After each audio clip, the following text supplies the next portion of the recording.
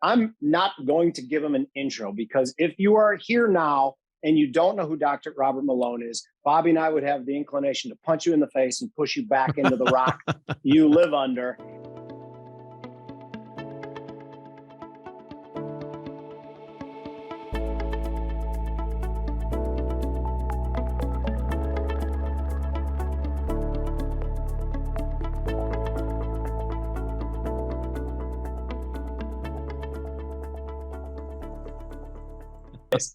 Just so you know what our shtick is. I don't know if you've seen our podcast before. We're a couple pit traders from way back. So our shtick is kind of Chicago guys, pit traders, and it's easy to do because it's true. That's just kind of the way we are. Go pork bellies. Right, exactly. So I was going to make a joke and start asking you about the yield curve inversion, but then I have the fear that you'd be able to talk about it more eloquently than we could. So I'm not going to do that. No, but I am the Bitcoiners are getting me more and more attuned to fiat currency and the theory that we're recording now, right? We record everything. Yeah. Our podcast looks the same as us shooting the shit before the intro. So we record everything. There's no editing. And that's why I said schedule with our language as well. Hey, I can tell I'm among friends. You know that I spent 4 years in Chicago. No. Oh, yeah. You went to Northwestern. I went to Northwestern Med. I lived Jill and I mean, our first son was born. We were living in that old building that's right across from Navy Pier. Right next to the old Furniture Mart. I used to love to hang out in the Gold Star Sardine Bar in the Furniture Mart, which was a really cool jazz bar, a piano jazz bar at the time. That's outstanding. Yeah, that's one of the things of all the things, and there's a lot of reasons, forgive me, that I'm glad that I no longer live in Chicago. And among those is the fact that I previously lived in Santa Barbara, and I can guarantee my wife will never allow me to make a relocation decision. Chicago's great. This podcast is over. We'll not have you disparage our fine city. The museums are stunning. It's not my fine city anymore, so I'm fine with it. I moved down to Florida 2.5 years ago. See, I swear they're trying to remake that sardine bar at a place called the Claw Bar down in Naples, Florida. I walked in there and I was like, I feel like I've been here before. But that was a cool place. Version of it. Very special, and some great piano jazz. Wow. And people would come through, groups would come through that were just awesome. Yeah. That's awesome. And Jill, the wife, used to be a keeper at the Brookfield Zoo. Oh, wow. Yeah. Wow. That's awesome. And then at one point we moved uptown, just to north end of Lincoln Park on Ainsley Ave. And I used to have to take the L up there, and I will never forget the stench of urine in the middle of the winter. So there's that. Still there. I take the L 2 days a week into the city, and I love the city of Chicago. But the last couple of weeks, because it started snowing, which means it becomes like a homeless encampment on the Blue Line, I literally have, well, I'm not even going to describe what it is in my hand, but I'm not sure it's legal, that I keep in the pocket of my coat. And now imagine that, riding public transportation in your own city and feeling that at any moment you're going to have to defend yourself. And the stench of urine is still there. But I will say the city of Chicago I love the city of Chicago. It's snowing sideways. I love the architecture. Yeah. I mean, it's beautiful in a lot of ways. It's cleaner than New York City. I always used to say, I'm sure Chicago is a fantastic place if you've got money. Not so fantastic if you're a starving medical student. I just true. Jimmy's going to get mad at me for this, but I lived in the city for 20 some odd years, like in the city, right? Uh-huh. And I can visit it almost as quickly from Florida as Jim can from where he lives outside. It's only about an hour difference. Except that damn airport. Yeah. So the other day I get caught. Okay, let me tell you something. Having traveled 400,000 miles last year plus on commercial air, avoid Lufthansa. Okay. No. Just avoid Lufthansa. I got caught. I mean, I'm 3 out of 3 now trying to get out of Europe on time, and failing. And it was either Lufthansa times 2, and that was the most recent one. Just not. The bottom line is, that the air travel system, like a lot of the more complicated systems in Europe, the wheels are starting to come off. That's too bad. That's terrible to hear. It's a kind of a deep truth. Mm-hmm. And it's no surprise, as I was speaking to somebody the other day here, we're talking with Pitch Trader, so you understand. In a case, Chris Martenson makes a case that, and you probably know who I'm talking about, that it's all about energy and energy flow. And energy flow is what's required to maintain complex systems. And when you restrict energy flow and abruptly restrict energy flow, like what's happening in Europe right now, you have a falling away of complexity, and it's unpredictable. Complex systems with their emergent properties begin to fail. Mm-hmm. And that's what I'm seeing in Europe right now. I'm seeing a lot of unease and, frankly, a lot of anger. Well, and we addressed that topic on the show quite a bit. We've had a lot of energy policy experts, and the reality of it is, it's a self-inflicted wound. Absolutely. So, well, not only self-inflicted, but there's this little thing called Nord Stream. I don't know who bombed that. I have no idea. Crazy conspiracy theorist, you. That seems like a good time to hold this up. Yeah. Like you said, it's a great title for this conversation, the title of this book. Yeah. And we had Dr. Malone, I don't know if you know what Doomberg is, but he's just got a huge Twitter following. He is an energy expert, as a PhD, actually. In, I don't know, Jim, you know what his PhD was at? You worked in commodities and energy his whole life. He's a physics PhD. PhD in physics. Okay, yeah. And he said something that stuck in my head. It's that your standard of living is basically defined by how much energy you can burn. Precisely. And waste. And so you lose energy, you lose your standard of living goes down. And so you guys as commodity traders, I remember going to the old Museum of Science and Tech and looking at their display on money. And it was a head scratcher for me. I just couldn't make sense out of it because I didn't have the training. I'm not educated in economics. And but I've gotten a lot more education lately. And the thesis that really fiat currency and current, in general, fiat, all of these surrogates for commodities, really, material goods, are fundamentally about energy. They're energy tokens in a way. And that's if you start to wrap your head around that, which you guys do on a routine basis, but for the likes of me, when I had to come to terms with central bank digital currency, what does that really mean? What does decentralized currency mean? I mean, this has been a long, strange trip for me the last 3 years, and hanging out with the likes of Brock Pierce and his buddies and the whales down in Miami for the Bitcoin conference. Just every time I do that, my mental framework for what is money and what is finance and what is business just kind of goes boink, boink, boink each time. Wow. Amen. It's and we're now all, I think we all got, I don't know how you guys, well, why don't you tell me, how did your world interpret what happened with the truckers and Krista Friedland and Justin Trudeau? Go ahead, Jimmy. I mean, the people in the finance world think that is just a metaphor for, you mentioned central bank digital currency. When we go to that sort of thing, people don't understand that's the last wall to drop in the house that is liberty collapsing. And they will know everything you do. And I think that people, I live in an area that a lot of young tech workers have moved into, and they have absolutely forfeited every ounce of ananimity. So you're surrounded by the virtuals, not the physicals.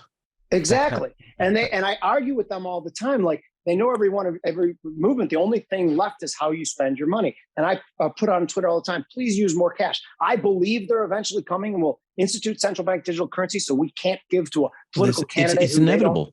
It's inevitable, but we can still fight it. The only thing we can control is we have a puncher's chance. We keep swinging till our last breath, which leads me to the whole reason that you're here. But Bobby, you had something? Yeah, I did. It was viewed the same way. Jim and I have been friends for over 25 years now, but we don't live in the same city anymore. And the same thing in my circles. I retweet every time Jimmy tweets, please spend more cash. One of the things that was significant to me was I was reading a story about the step after central bank digital currency, where it's basically another step toward UBI, which I'm mostly against. Yep. And then essentially what they could do with these digital currencies and UBI is say, you know what, you're a little heavy, so we're giving you less food token. We're giving you more water tokens and more cigarette tokens, but we're giving you less gas tokens because you need to walk more. It's just this ultimate control that seems to be all driven by AI and I want to ask DL. both of you guys about this if I could, just real quick. What part of this is stupidity and what part of it is nefarious? Like, what do you guys think about that? That I think you just squashed your finger right on the central paradox. And I love to hear what you have to say. This is bedeviled. That is the central paradox that runs throughout the book that you just held up. Then you can just ask me, because I think it's nefarious at this point in time, because nobody could possibly be as incompetent as what they do. With every policy that they pass, ends up creating more of the same problem that they pretended they were going to address. I look at the city of Chicago and the crime problem there. If the three of us were put in charge of crime in Chicago, it's just a Phillips curve. And I understand that civil liberties are on one side and crime is on another. They've gone the whole way with like everybody, like you can't chase criminals. There's no broken windows policing. So let them do whatever they want to do. All we'd have to do is decide where the on whole that state curve. of California is that way. Yeah, well, exactly. let me support your argument. Okay, you guys Good. are a bunch of your numbers, your quants. Basically, I infer. Otherwise, you wouldn't be what you are. Every vector points in the same direction. If it was random incompetence, that would not be the case. Bingo. Right. That's such a shame. Yeah. That is such a shame. But what do they want? What's the end game for destroying a once beautiful city like Chicago and San Francisco? What is it that they want? Total control? I think San Francisco and Chicago are cannon fodder. They're irrelevant. The game is being played at a far higher level than that. Yeah. Okay. But any elaboration? And it's hard to square the circle. There's this whole cast of folks that are just beating the eugenics and depopulation drum and saying, it's all about depopulation and, Bill Gates wants to kill us all, et cetera, or Klaus or whomever.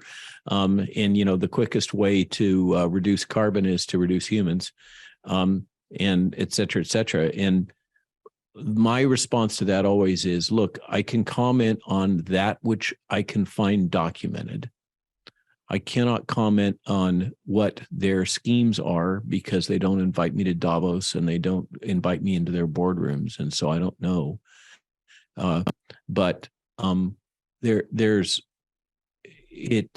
it's another one of those things where all the vectors point in the same direction. And how are you supposed to interpret that? The farming manipulations, what's going on in Europe right now, the buying up of the land, all of these things are, and they say it. What's fascinating to me is if you dive into some of the European Union discussions and language, which are more tightly tied to the WEF than what's open and transparent here in the United States. I'm not saying that we're not right on the doorstep of being a client state like, for instance, New Zealand and Canada have become. I'm saying, we are. To the Gavin, WF, yeah. If Gavin Newsom is in, we're toast. But in Europe, particularly in the northern states, in the Netherlands and in Belgium, who I've had the opportunity to be there because of visiting Matthias Desmet, the author of the totalitarianism book and mass formation psychosis, and so I've seen that, and then I have connections that flow from that subsequently in social media and otherwise. And you see that the planning documents and the open discussion about the 15-minute city logic and what's all behind that. They in Europe, a a lot of this is much more closer to operationalization than it is here in the States, but we're hearing the same language. And, this gets, if the viewers haven't briefed themselves on Agenda 2030 in the UN, you better. People are all confused and up in arms. I'm amazed, but then I'm not amazed anymore at anything having to do with corporate media. But all of this hubbubaloo about the open borders and what's happening in our southern border, and it's never acknowledged that the same problem is plaguing Europe. It's never acknowledged that this is just destroying the middle class all over in the Western world. And it's never acknowledged that this is built on the logic that it is a core thesis in Agenda 2030, that it's a fundamental human right to live wherever you want in the world. And functionally, they are just implementing Agenda 2030 without telling us they're doing it. The latest one that is kind of bending my mind, under Bush the first, he was first floated that we would drop the national boundaries in North America between Canada and Mexico and the United States. And of course, we had the derivative of that with Clinton's NAFTA agreement. But that was just an incrementalist step. And now, maybe because I'm sensitized to it, you're hearing messaging. And at the time, the president, Bush first, said, oh, no, here it comes, conspiracy theory. We wouldn't possibly think about doing that, right? And now the White House seems to be actively normalizing the idea. Yeah, it's just crazy. The conspiracy theory thing, and, Bush being a former head of the CIA, and the CIA just coming up with that sort of term to discredit people who were trying to take a peek behind the curtain. And it just blows me away. And yeah, exactly. And you mentioned Bush the first. And we are completely apolitical. We tend to vote against Democrats, but that doesn't necessarily mean we are Republican. I think Bobby and I would both consider ourselves socially liberal libertarians. And to me, that's one of the few things that actually makes sense. But the conspiracy theorist part, and I want to let's do our intro and get right to the meat of it too. And for those of you who've been watching already, this is the Futures Edge podcast. I'm Jim Urio, the brains behind the operations, Bob Iacchino. Today we have Dr. Robert Malone.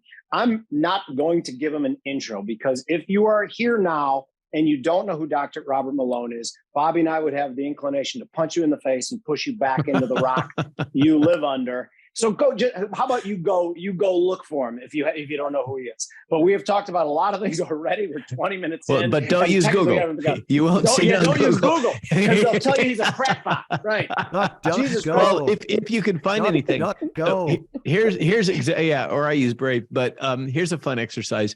Try to use Google to find the Joe Rogan podcast that I'm on. I've tried that. That's great. I've tried that. Here's most watched podcast. Actually, I don't know if it was you or Dr. Peter McCullough. One of those two. Yeah, I think I'm more. Peter thinks he's more, and you can't find it on Google. Yeah, it's like 100 million plus views. It's ridiculous. And I think it's number 1757. So that's the secret key. I don't promise you that many views, though. We're not going to get that many views. That's okay. That was an extraordinary moment in time. That just is. Really was. So a lot of blowback from that.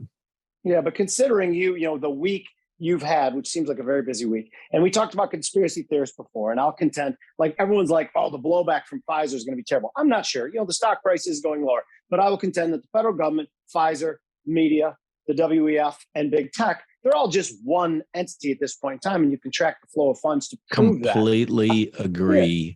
They are divisions of one company is the best metaphor that I've heard. Right. And again, I want to get the company that we might as well call it. It is the Larry Fink Show. Wow. Bingo. Oh yeah, that's going to be the clip. It is the Larry Fink Show. But the things that happened this week, it's quite amazing to me. And the fact that, again, this show, as you can guess, is lighthearted as shit. We poke fun at each other and we move forward. Yeah. This is not a very lighthearted topic, by the way. This is gallows humor. Good. And it's so good as long as you're for that. But what do you think the blowback is going to be? I know Marco Rubio sent a letter to he did. Pfizer today. And it was reasonably strongly Well, let me just unpack what's happened a little bit, because I'm fairly close to the fire, maybe close than some of your viewers. When this thing dropped about 7 p.m., within about 2 hours, as it started trending, the searching for Pfizer and Veritas, Google, as they did after that Joe Rogan hit, when I said mass formation psychosis, and that began trending, Google began manually modifying search results and put up a screen saying that the search results are changing too fast. And basically, no one could find any information about that topic or about the name of the physician who was the subject of the honey trap, let's call it what it is, that Veritas sprung on them. And within that 2 hour time frame, a lot of those that follow me for some reason were able to do screen grabs, and I, almost immediately had screen grabs from his LinkedIn profile and from some other documents that I could have easily posted out and doxed the guy completely, all kinds of personal contact information, emails, all that. And since then, people have been sending me photos from Baylor when he was there, et cetera, all this to validate that, in fact, he's real. But everything was memory holed within hours. The entire internet was scrubbed of his name. The Wayback Machine was scrubbed within hours. And then we had a burst of trolls and bots coming out saying, this guy isn't real. He's not an employee. He's not even a real doctor. He's not even a real person. I remember it. Okay. Yeah. And then this is all coordinated. The Daily Mail, one of the largest publications in the world, covered the release of Veritas with all the key points, and it was almost immediately taken down. And you could still find it on Wayback as of yesterday. I don't know what the status is right now. Remember that Pfizer and Reuters are intimately linked at the board level. So then what Pfizer also did is they turned the switch on comments on virtually all of their platforms, including their social media. On Twitter, for instance, they allow comments now from people that they follow. That's their filter. So only their friends that they follow are allowed to comment on Pfizer's Twitter page. And they basically batten down the hatches, scrub the internet with the assistance of Google almost immediately, and then have settled into a policy where they're just not going to talk about it, while they're putting out surrogates that are busy pumping the message, oh, this is all fake news. Where have we seen this game before? I mean, right? This shows, as Tucker, I think I really like Tucker, frankly. I like him personally. I've hung out with him. We had that long format hit that we did down in Florida. What you miss is the hour before and the half hour afterwards. We're both Southern California boys, and we just had a good chat. And I genuinely like him. He gets to it. There's no question about it. He's like the only one left. Yeah, and so he pushed out, right off the bat, the issue about allowing under Clinton, with the strong assistance of Teddy Kennedy, the healthcare acts that allowed the pharmaceutical industry to basically have their way with us in terms of pricing and in advertising. So just for the people who are watching real quick, just an aside, the major news networks, the one I left 2 years ago, because I was ushered out essentially, is their advertising budget is between 70 and 75% pharmaceutical industry. That's what Dr. Dave Collum from Cornell University told us. Do you believe that's true, Dr. Malone? Yeah. And furthermore, what's even more profound in this, I'm gobsmacked that this lawsuit is moving through the courts under the feds. this lawsuit against the Google monopolization of advertising. What's happened is that Google has put together this advertising monopoly and then set out a set of rules and regulations that you cannot cross, or you will be completely deplatformed from any advertising. This is what is driving a lot of the censorship, is the Google consolidation of complete control of advertising dollars and implementation of a set of rules and regulations that are basically driven by the interests of the federal government as well as Google. And you cannot transgress on that if you touch the media in any way. And so even if your broadcasting network or One American News or whatever, this is why, I don't know if you've seen the video, this humorous video where they take two podcasters, it's just a setup. One's a conservative podcaster and one is a liberal progressive podcaster. And they're comparing their advertiser base, and the liberal one has got, Pfizer this and all of these high ticket, Coca-Cola, et cetera. And the conservative one is busy trying to sell structured water and coffee and, pillows. Pillows, precisely. Yeah, they mentioned Lindell as a surrogate. Yeah, just so. And that's all driven by this Google monopoly over advertising dollars and the policies and procedures that they put in place associated with that. It's very it's surreptitious and profound. Nobody is willing to cross swords. I have a buddy that's doing a big media play about it. Well, so the govies, to their credit, are acting like they want to break things up. At the root of a lot of this lies the unwillingness to enforce the laws against monopolies. And that's really, the BlackRock is a group, as I understand the story, that leveraged some unique opportunity that they had associated with the prior crisis to basically put themselves at the center of the whole financial system and gather data on everybody, courtesy of Mr. Obama and his buddies, and then has leveraged that to a monopolistic position together with State Street and Vanguard and the usual players, Bank of America, et cetera, that has placed them as the global monopoly for capital. And you have these. First, it really hit me like a brick. I was talking to Candace Owens about Bill Gates, and she was asking me, what do I think about Bill Gates? So I said, well, I don't know if he's any good as a coder, but by God, he is one of the greatest monopolists in the history of the world. And he has decided to monopolize healthcare and public health. And he has gone about and done it. And he's, he runs the show now, for whatever, better for worse. And now he wants to monopolize farming. Somehow we have to get back. And I heard what your comment was about being libertarian.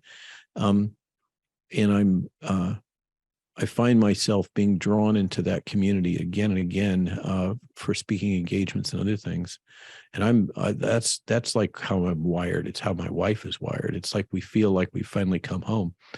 But to the point of that, the other day I was hanging out with Nigel Farage. I did a hit on his evening show where we drink a pint of beer together. It's one of his things. And we had dinner afterwards with a bunch of folks that are aligned with us, and let our hair down and had a few pints. And Nigel said, he's talking about the formation of Brexit in those early days when that coalesced. And he said, the problem that we all face is we're a bunch of libertarians. And by definition, we don't want to associate with each other. We want to be left alone. We're individualists. Exactly. They have an advantage in us. Yeah. That's right. It's an intrinsic structural advantage. If I could, Dr. Malone, I just wanted to ask you, before we get into more of this, the political side of things, is that, in reading, first of all, I want to tell anybody that if you're reading nonfiction books, always read the introduction, because you did a wonderful, wonderful job of crediting your wife basically as a co-author of the book. Again, I'll hold the book up because I think I held it up and I didn't say it was your book, but you get the author credit here, but you do a wonderful job of basically giving a co-author credit to your wife, Dr. Jill. And I wanted to ask you, so you guys went off to, I think it's Virginia, raising horses, basically rehabbing your farm and kind of wanting to be left alone, as you just described. Yeah, and this is, I think, our 6th small farm. Okay, just to understand, this is not our first rodeo. Okay, so to that question, I want to ask you about something that Jim and I can't really comment on, and that's, how do doctors come back from this? Because I feel like there's a sect of doctors. Oh, that is a big. They wanted to be left alone to do their work. And, you know, doctors don't, when Jim and I were kids, and I'm sure when you were starting out, doctors, what people wanted to be to make money. Now it's commodities traders, you know, go work for BlackRock. But back then, doctors don't make as much as they used to. And I'm sure an absolute majority of them were just so pressured to go along to pay their bills. How do they come back? Because I'm one of those people who I'm not sure which one of my doctors to trust now. For good reason. And I'm sorry to say it.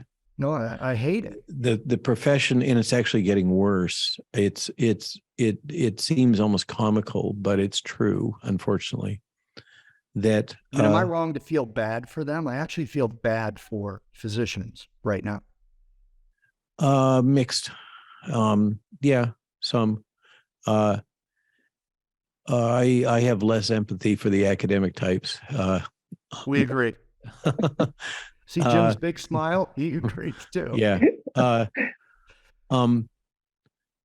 think one of the challenges is confronting physicians as a monolith, which historically they've tried to project that they're a unified entity. And with your background in Chicago, you understand the American Medical Association is a huge force there, big building right on the lake, right by Northwestern. And most of that capital comes from pharma. AMA, it presents itself as a physicians organization, but it really isn't. It's yet another captured surrogate of pharma.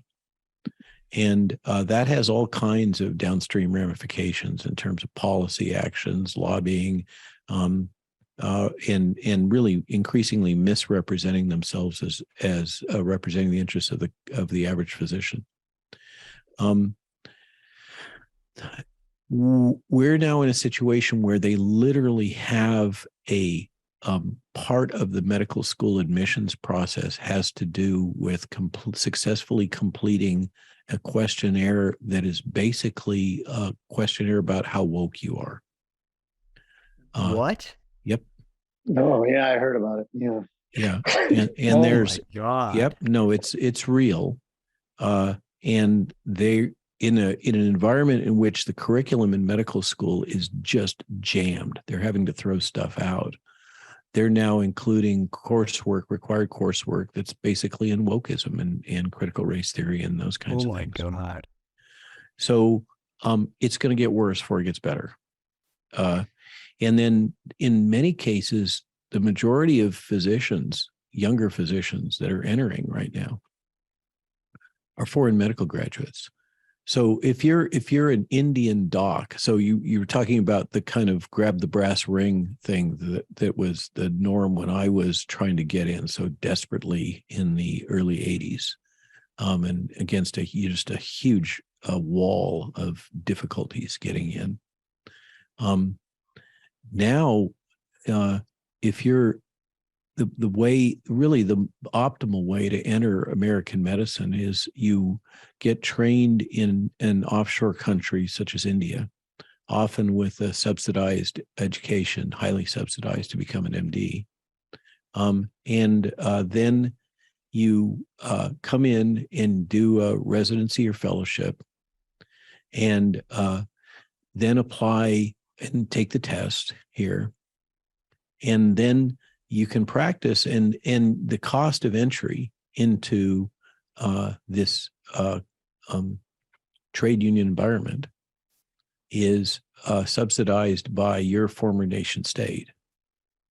Now, what they appear to be trying to migrate towards, if you want to feel sorry for physicians, I mean, this is kind of like they've done this to themselves by allowing this to happen. So it's hard to be too empathetic. Where this is driving is the business model is that to mitigate cost and risk, one will migrate to more of an algorithm-driven diagnostic toolkit where patients are brought into the system, and that point of entry could very well be at Walmart or CVS, where they're interacting with some digital interface, describing symptoms. And then this is the power of telemedicine. Telemedicine is just going to tear it's like picking the bones off of the dying dinosaur or something. I mean, it's just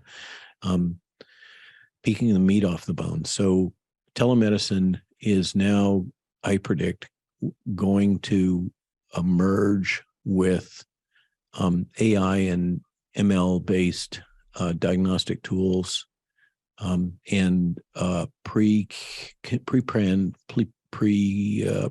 protocols, treatment protocols. And I think the future of medicine is going to be you come up to a interface, a touch screen or something at Walmart, and you enter whatever your complaint and symptoms are, and it comes up with a presumptive diagnosis and a checklist of what the treatment procedure should be. And then you're telemed linked into a foreign medical graduate that's offshore. You know, you're going to be talking to Mumbai, and they're going to come on and they're going to have their certification to practice in the United States, which is all it takes. And they're going to engage in a telemedicine interaction. They're going to confirm what you put on the checklist or some other kind of tripwire to say that they've actually had some interaction with you to make it legal. And then you're going to get a printout, and you're going to take that over to the desk and get your drugs and be told to go about your merry way. That's where this is driving towards. And as the intermediate steps, what you're seeing, and this is really what has driven a lot of this huge excess mortality in the hospitals, is the propagation of approved protocols. And this is why all the resistance against doctors treating patients as individuals and diagnosing and treating symptoms rather than treating, following the approved COVID protocol. So it's like a pharma fast food court is what we're talking about here, basically. I think that is absolutely the future. And the lovely thing for the business model, what's nice about this is that when you have an approved protocol, you've really mitigated liability and potential risk for the owners. Another key thing, since you guys are quants and living in the economics world, people have been really scratching their head about what the heck happened in terms of the hospitals and all these perverse incentives for overdiagnosing and overtreating COVID. It appears that what really transpired here was the Fed stepped in and they said, okay, no more elective procedures. We're going to need all these beds, and people coming into the hospitals for elective procedures are just going to spread this incredibly lethal virus, right? Which turns out to be 3 to 4% lethality, according to the Imperial College, which was 1,000 times more lethal than it actually was. But anyway, go on.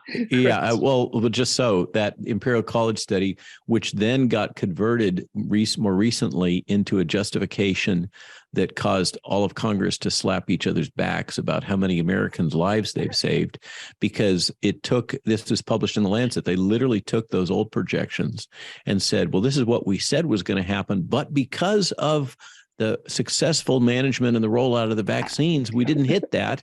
I mean, this is the self-licking ice cream cone of all.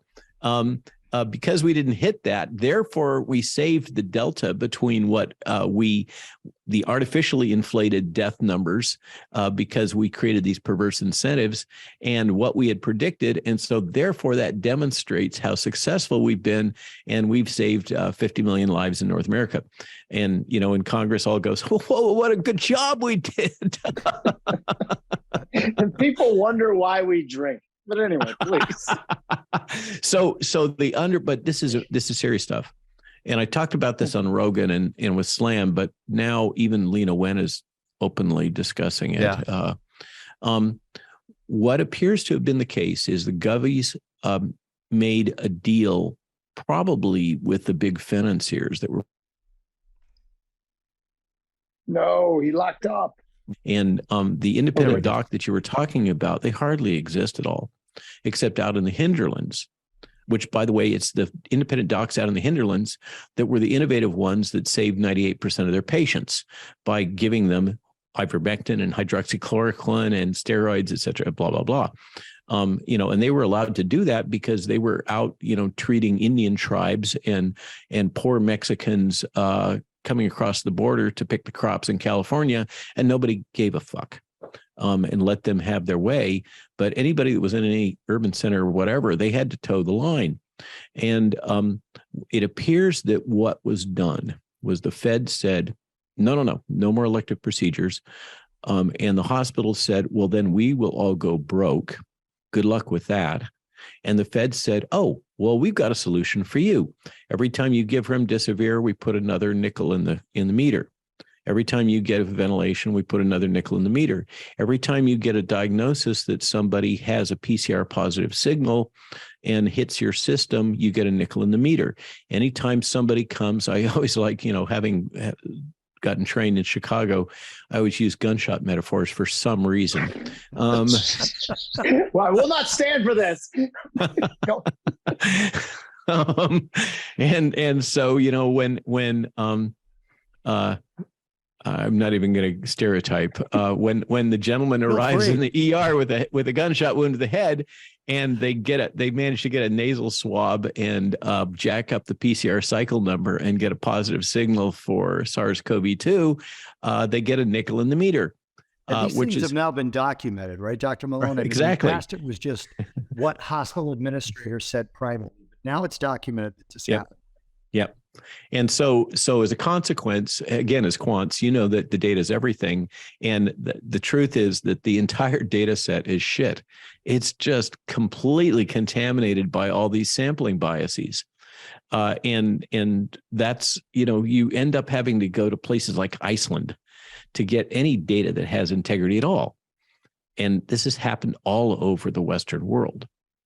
And we're in a position where we can't make heads or tails out of anything. And so therefore the government and other interested parties are able to assert whatever they want to assert and then reinforce that, whatever that messaging is, through their control of corporate media.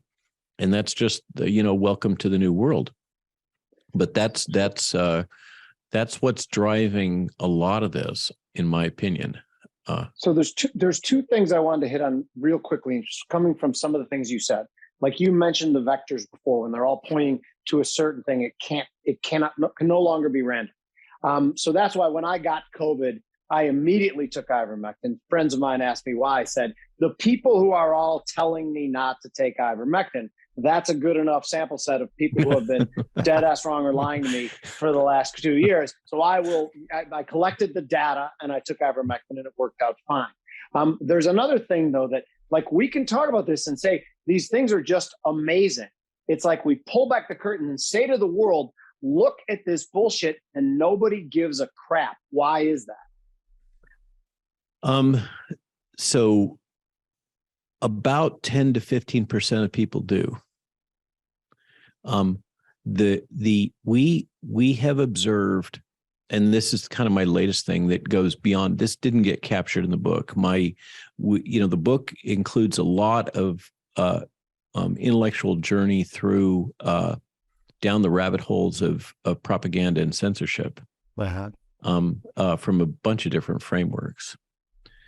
But coming to terms with modern fifth generation warfare is something that happened after the book went out the door. And it's what I'm lecturing on more and more these days. There's two profound inconvenient truths here, borrowing from Al Gore. One is that it is clear that individuals sworn to uphold and protect the U.S. Constitution, from lower level administrative state employees, GS-13s, up to the president, have colluded to circumvent the First Amendment. And there is no remedy. There is nothing that we can do. That's what the Twitter files have revealed. That's what the Jeff Landry lawsuit against the feds have revealed. That's what all of these other leaks and drops and FOIA documents and everything have revealed, is that there has been a massive collusion to circumvent the First Amendment by people sworn to uphold and protect the Constitution, and there's not a damn thing we can do about it. The second thing that's profoundly true and is documented more in some of the other Five Eyes countries. So just backing up for a moment for the untutored, we are key members, really the center pole of the most powerful, long-lasting alliance of intelligence services in the history of the Western world. And that's the Five Eyes Alliance, which ties together the United States, Great Britain, Canada, New Zealand, and Australia. Now, just take a moment, think to yourself, imagine in your mind, what have been the most authoritarian, repressive governments through the COVID crisis? Bang, they are the Five Eyes Alliance. Who are the ones that are either functionally client states of the WEF or about to become client states of the WEF? Bang, Five Eyes Alliance. Okay, it's there. It's in your face. And these folks in the press in Canada and Great Britain have done a much better job than the U.S. through FOIA and other activities in clearly documenting that the military has deployed weapons-grade propaganda technology, modern fifth-generation warfare, PSYOPs capabilities designed for battle against fourth-generation insurgencies like Afghanistan and Syria, and goes all the way back to Vietnam. Can you explain the generational part you call fourth generation, fifth generation? What does that mean exactly? Yeah, I'll go there in a sec. But sorry. These I will, but that's a thread. So just to carry on this, that we have had military grade PSYOPs deployed on us by the intelligence community and directly by the military for the last 3 years.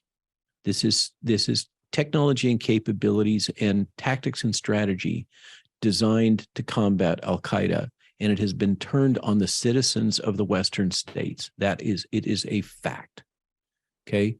What is fifth generation warfare? If you're not familiar with it, facile with it, I strongly recommend you invest the time to do so, because it is the modern battlefield. So this is the logic here, and it's really better to think of it as a gradient, a warfare gradient. It's a bit of a misnomer to call it fifth gen warfare, and people get confused. The acronym is 5GW, and they always think cell towers. Okay, this has nothing to do with cell towers.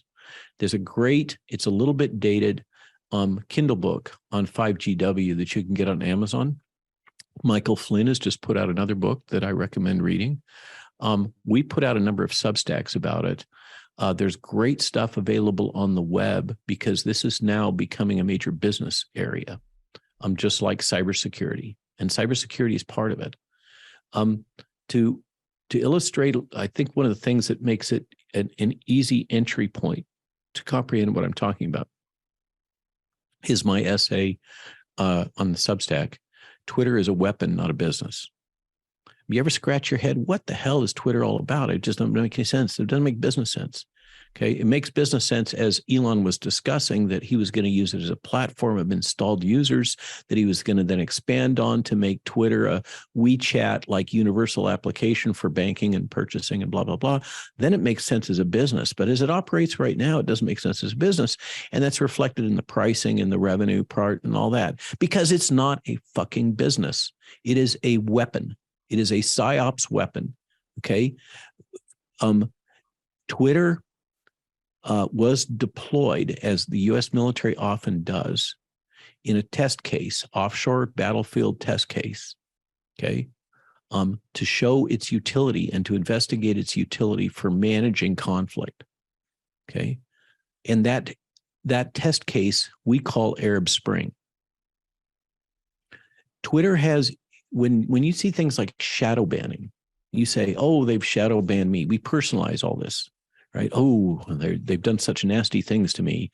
You know, yesterday my tweet got so many things, and today I'm shadow banned because I said the word vaccine or whatever. Get over it, guys. Twitter operates in an environment in which they map cloud relationships of who you're communicating with, who's communicating with you. They have tools that filter and extract the emotional content from what you're saying. It's multilingual language processing right now, by the way. This is all backed by statistics. These are all quant guys. I used to consult for one of those firms. Okay. A lot of this stuff is classified, but the tools allow extraction of deep, precise information about relationships and content and emotions within that cloud, and identifying the, statistically, who the ones are at the margins, and who are the ones that are driving consensus and beliefs and thinking and emotions within that cloud of people interacting. And when you see things like shadow banning or that kind of stuff, what it is the algorithms modulating the messaging that they want people to encounter so that they will think based on what they're encountering, what they're allowed to perceive. Okay. And this is done. Remember, this is coupled with things like Gorgon stare, extremely high resolution imaging. They can see, if you're tweeting from your cell phone and you're in an urban environment, you have precise geolocation because you can be triangulated through the cell towers. And then that is linked up to Gorgon stare. They know precisely where you are. They can physically see who you're in contact with, who you get into that car, what the car is. Okay. This is an integrated platform for managing conflict and warfare. And it is used for marketing. It's used for, we worldwide, the idea of free and open elections and the way that we always conceive of them are so anachronistic. Everything we think, believe, and feel is being managed constantly. You know this if you're dealing with Silicon Valley at all. But what you may not be aware of is how deep this is, and that there is this thing, this extension of the strategy and tactics of warfare that has changed that battlefield. We live, once you get out into this space intellectually, it is profoundly difficult to discern truth. Truth is now extremely fluid. Reality, and this has been an objective of the CIA for decades now. Reality, as you perceive it, as you think you're encountering it, as you're making your decisions about investments, the data that you're getting, the things that you're feeling, the stuff that's deep in your brain is all being actively manipulated. In the getting back to what are this generation of warfare? First generation is zero generation is sticks and stones. First generation is arrows, spears. Second generation is basically World War I. kinetic weapons, gunpowder, always, and it has key issues having to do with organizational structure. It's top down, highly organized. You know, the corporal down in the trenches is being told what to do and where to go and what weapon he's going to carry and all that kind of stuff. Third generation warfare comes in with the German Blitzkrieg, which just blows through the Maginot Line, which was built for second generation warfare. And what the core functionality in third generation warfare is, you're still battling for territory. What is the battlefield is a key concept in all of this. Okay, so in 0 through 3, we're battling absolutely over physical territory. Third generation warfare, you basically allow field commanders operational latitude so they can adapt to a local battlefield environment. They don't have to go get command from central command. Okay, and that allows them Rommel, right? Think Rommel, third generation warfare. Fourth generation warfare, I believe, and I think many people, I argue, there is not a single fourth generation warfare conflict the United States military has won. Fourth generation warfare is insurgency warfare. It's asymmetric warfare, and it's a hybrid. We're battling against the battle terrain is both physical and psychological. Okay, so Al-Qaeda was successful. The Taliban was successful because they were able to penetrate into the minds of the people that were inhabiting the territory, different logic, belief systems, etc., that made it so they were completely resistant to the messaging coming from the West, right? That America's the devil. And one of the key things that came out in fourth generation asymmetric warfare, we killed Osama. Okay. And we thought, we cut off the head of the snake's going to die. No. Okay. It became totally decentralized. And what you ended up with is a range of semi-autonomous cells that only got all they needed operationally was some strategic alignment and direction coming from a variety of different sources often in a quasi-leaderless environment. The message was basically kill Americans. Okay. And however you want to do it. So you got roadside bombs and all kinds of innovative stuff. It's like taking third generation warfare where you give operational battle flexibility down to the local level and just blowing it up.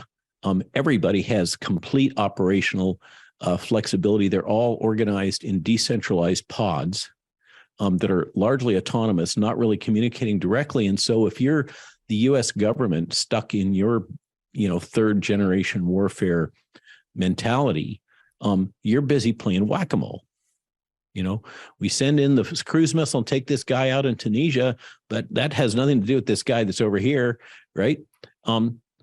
Fifth generation warfare continues that, only territory is now obsolete. It is no longer the battlefield. The battlefield is your mind. The battlefield is what you think, what you believe, what you feel. And to give an example of an ideal fifth generation warfare weapon, it's the Havana syndrome. The Havana syndrome is a perfect example of fifth generation warfare. Nobody knows where it came from. Nobody knows who did it. Nobody even knows what the fuck it was. The State Department denies that it exists. And yet there's other branches of the government that are like, hell yeah. Okay. It is a perfect example of fifth generation warfare. In fifth generation warfare, you do not know who the opponent is. If the opponent becomes visible, they've blown it. And in fifth generation warfare, ideally, it's very much like martial arts. It's very much Sun Tzu, frankly. Okay. You use the energy from the enemy against them. Okay. You use minimal energy for maximal impact by disseminating and amplifying ideas and concepts and belief systems and getting them to propagate into the population of the opponent, ideally without them even being aware that you've done it. Okay. That is 5GW in a nutshell. And that is what's been done to us. Okay. This is strategies and tactics and technologies.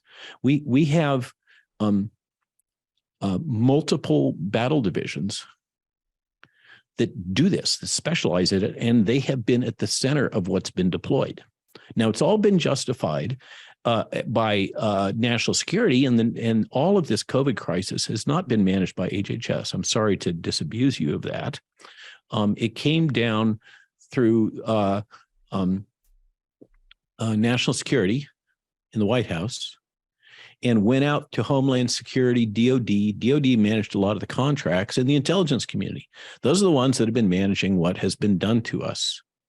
And Tony Fauci is the bridge, because Tony Fauci basically captured the entire DOD biodefense budget after the anthrax attacks by telling by telling the House and the Senate that the DOD were a bunch of incompetent fools that were responsible for releasing the anthrax spores. That is still very much debatable. But there's all kinds of stuff. If you know anything about emergent biosystems or any of that, this just you cannot. That's another approved narrative situation. Can I ask you something, Dr. Malone? I want to ask you two questions, actually. One, I want to read something from your book, which is on page 204. I think it's chapter 15 or 16. Show off, Bobby. Well, it's funny because my wife and I a year ago started this thing where we're going to read 10 pages every night of a nonfiction book and shut the fucking TV off for 5 minutes, right? Good for you. I mean, Jim, I don't know if you feel the same way, but we spend so much time staring at a screen. I do. And then I get done and I go stare at a bigger screen. Okay, so I hope you're a John Prine fan and you know the song Throw Spanish away the Pipe TV. Dream. Yeah. Eat a lot of peaches. So, but essentially, I'm a there's huge been John Prine two fan. books that I read 10 pages, then the next day I have to read the same 10 pages because I'm just not smart enough. One of them was Hunter-Gatherer's Guide to the 21st Century, which is Brett Weinstein, Yep. Heather Haynes' book, which, by the way, Jimmy, is fantastic. But I'd read the 10 pages and I'd go, wait, what? And I'd read the same 10 pages. And I'm doing the same thing in yours because just some of this stuff is way over my head. But I take that as a failure, by the way. Well, I tried to make it accessible. It's a failure of my own brain watching reality TV and sports all day. But so fire away. Okay, so page 204, researchers initially assumed that the mRNA vaccines would stay near the point of injection in the shoulder muscle. However, pursuant to a records request to the regulatory agency in Japan, Dr. Byron Brindle, a Canadian vaccine researcher and immunologist, obtained a copy of Pfizer's biodistribution study on laboratory animals. And according to the study, the lipid nanoparticles of the mRNA genetic instruction that cause the body to make spike proteins enter the bloodstream and accumulate in several organs, including the spleen, bone marrow, liver, adrenal glands, and concentration in the ovaries. So, number one, that wasn't supposed to happen, and they hid that, obviously.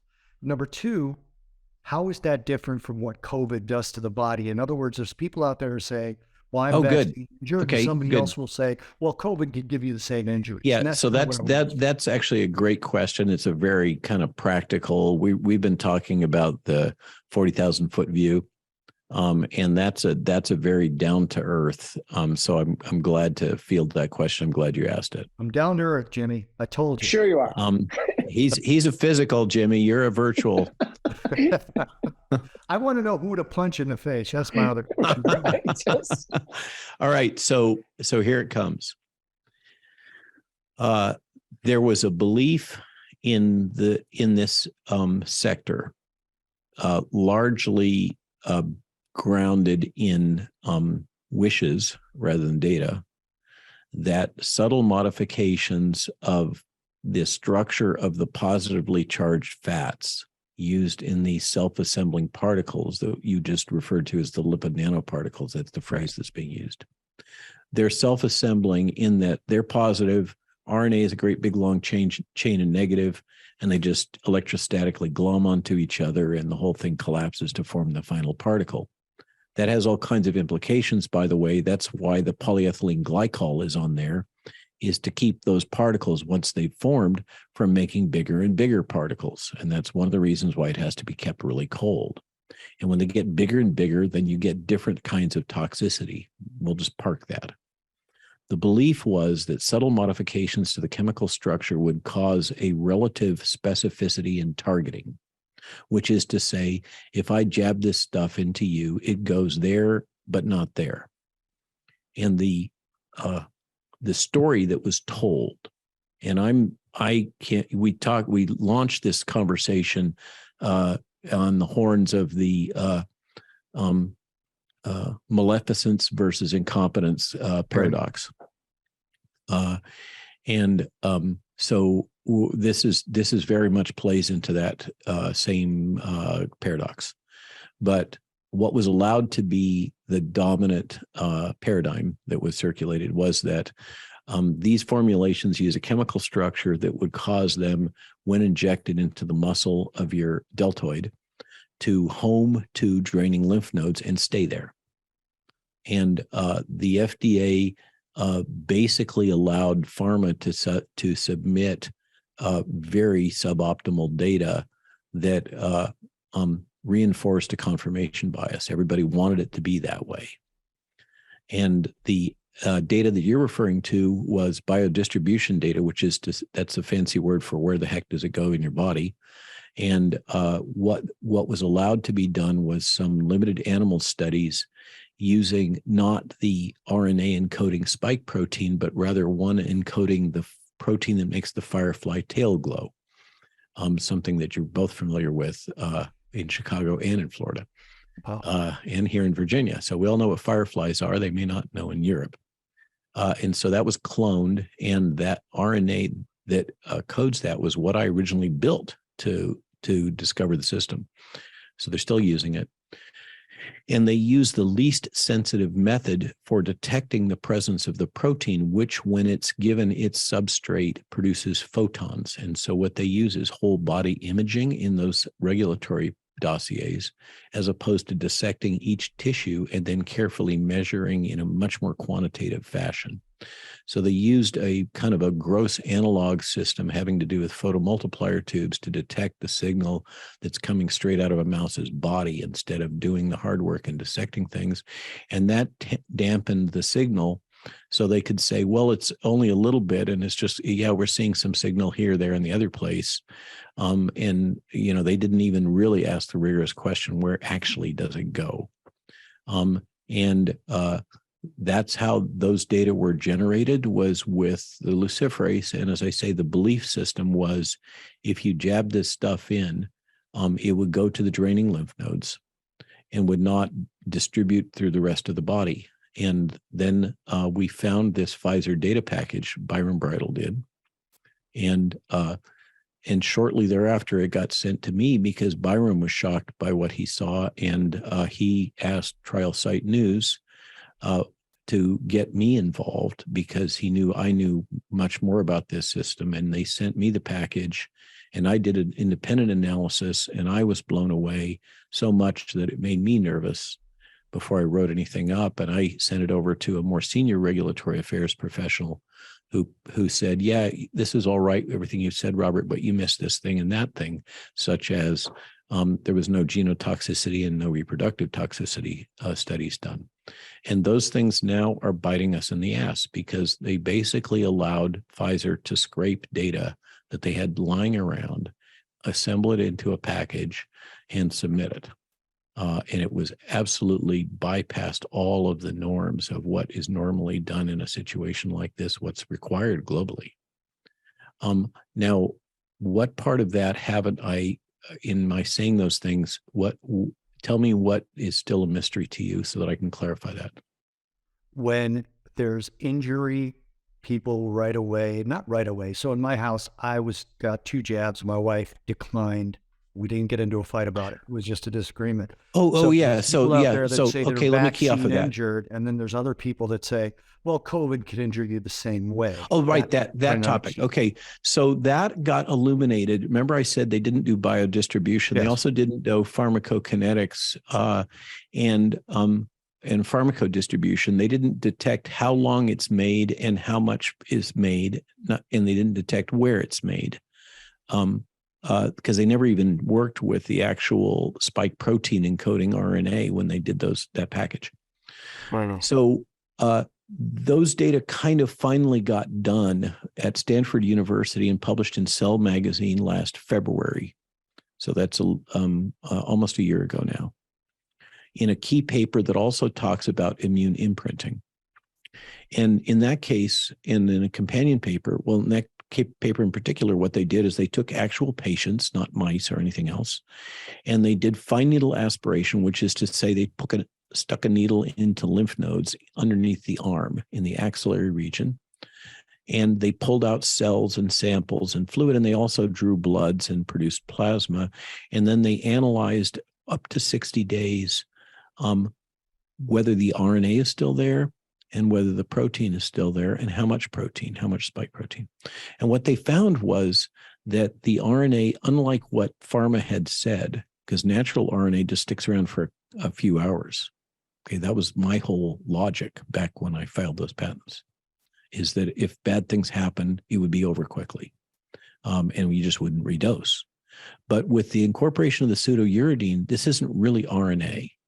This is a synthetic thing that has very different properties, and it sticks around according to that, the best paper done, with drawing biopsies from humans. It sticks around for at least 60 days, and we don't know about longer than that. And the levels of protein that are made from the vaccines are much higher than the levels of protein that are made with the natural infection. Furthermore, that level of protein is systemic. It's going all the way through your body, whereas what happens with a natural infection, you get you guys understand curves, obviously, so you get kind of a long, dampened curve with a natural infection because you got your immune response coming in and all that, and the virus is gradually, as opposed to with the jab, what you get is an exponential rise and then a taper with a long tail. Okay, so it's very shifted. And we don't know how long that tail is. We don't know how long that tail is. We don't know what the characteristics of the curve is. We know that you get this initial spike that's far higher than what you get with the natural infection. And we also know that the spike protein now, from the work of Ryan Cole and other pathologists, is persisting in vascular wall and a number of other places. And it is absolutely a toxin. Another one of the things the fact checkers falsely corrected me on. So I hope that answered your question. You guys aware we're about 3 minutes away from that hard stop. So yeah, I see. I want to remind you that too. Yeah. Okay. Well, so I hope that makes sense. You're comparing apples and oranges in terms of dosing and kinetics. Yeah, the curve analogy helps a lot. Do you guys think that Moderna gets off easy and just everybody goes right to Pfizer, or is it just we're finding more about Pfizer? Moderna is more of an economic and stock Moderna is more protected by the government and by the intelligence community. That makes sense to me perfectly. Yeah, and it's reflected in the different share prices too. I mean, the smart money knows that as well. Pfizer's been getting absolutely pummeled. I haven't looked at Moderna. Are they getting pummeled too? They're not going to get pummeled over this. I don't think. Yeah. They're absolutely, Moderna is absolutely a product of InQtel and the CIA. Right. Well, that was just so obvious. They were and they acted like they were this known company at the beginning. It's like, oh, Moderna has a vaccine. Who the fuck is Moderna? You know what I mean? I know a lot of companies. I've never heard of Moderna. Yeah, so in the remaining nanoseconds that we have left, as investor types looking at this landscape, don't overlook. Moderna's actually rebounding, by the way. Go ahead. Don't overlook the veterinary market. They actually had pioneered a lot of this stuff in the veterinary.